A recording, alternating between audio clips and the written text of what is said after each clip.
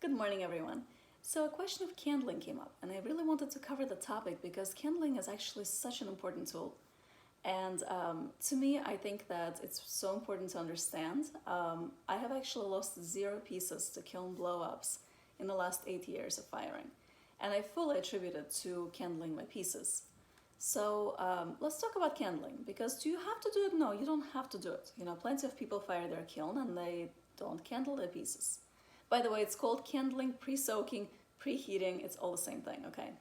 So to understand what candling is and why you may or may not want to do it is really understanding what you're working with. What is clay, okay?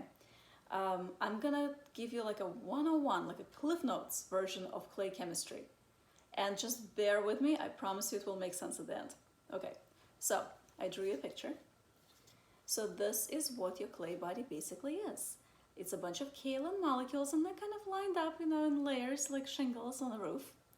And they're attached to these OH molecules. Okay, and this is your clay body. But in that clay body, you have a lot of free water. This is chemically bonded water. This is your free water, okay? Your H2O molecules hanging out in between the layers, in between the shingles, here and there and everywhere. So what happens to these water molecules is they're kind of trapped. They're not attached, they're just physically, like logistically trapped in that space. And water does one interesting thing. When it hits 212 degrees, water rapidly expands and becomes vapor. When your water rapidly expands, it's going to take up more space now, it's going to blow. This is what's causing your kiln explosions. Right around that 212, 250 degrees, all of a sudden, all that water inside your clay body expands and it can blow up your clay body very, very easily. Now, the thicker the piece, the more trapped water you have inside.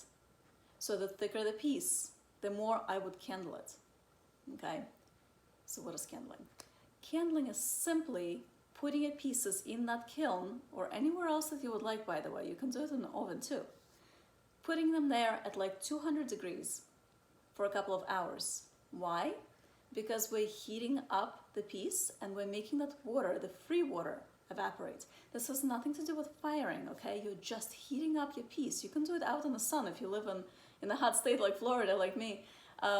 It's just heating it up and trying to evaporate as much of that free water as possible so that when you cross that 212 degree threshold, the water does not expand, you know, rapidly and blow up your piece. So the more water you have, the more the expansion and the more your piece will blow up. It's very hard to get every single molecule out. I mean, it would take months probably.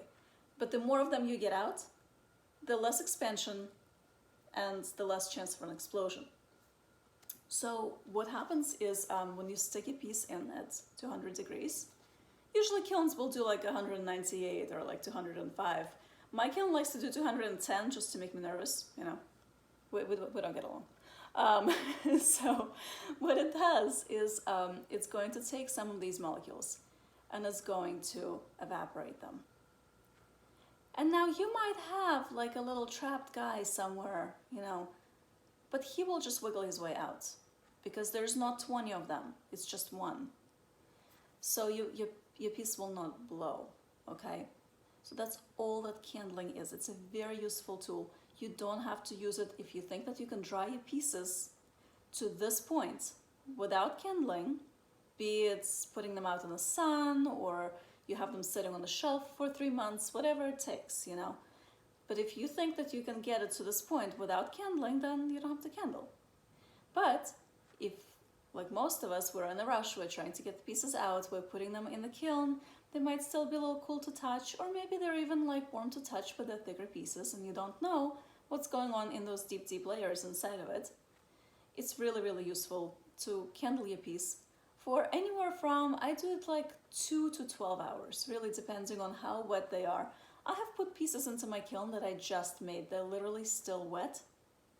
And I will put them in the kiln and I will candle them for like 12 hours. It's not great for the elements because they're getting exposed to all that water now coming out, but no explosions. Okay. Usually my bisqueware that's fairly warm to my cheek, I will candle for like 2 to 4 hours. You know, that's normal. But I have never put in bisque, not bisque, but greenware into my kiln for a bisque firing and not candled it. And I have never lost a piece to an explosion in the kiln, ever. So you guys need to understand this process here. In my next video, I want to talk about firing and actually what happens to the chemically bonded water and how we get from clay to an actual ceramic body. So that will be coming up as soon as I get a chance. I hope this was helpful. You guys have a wonderful Sunday. Take care and have a great rest of your week.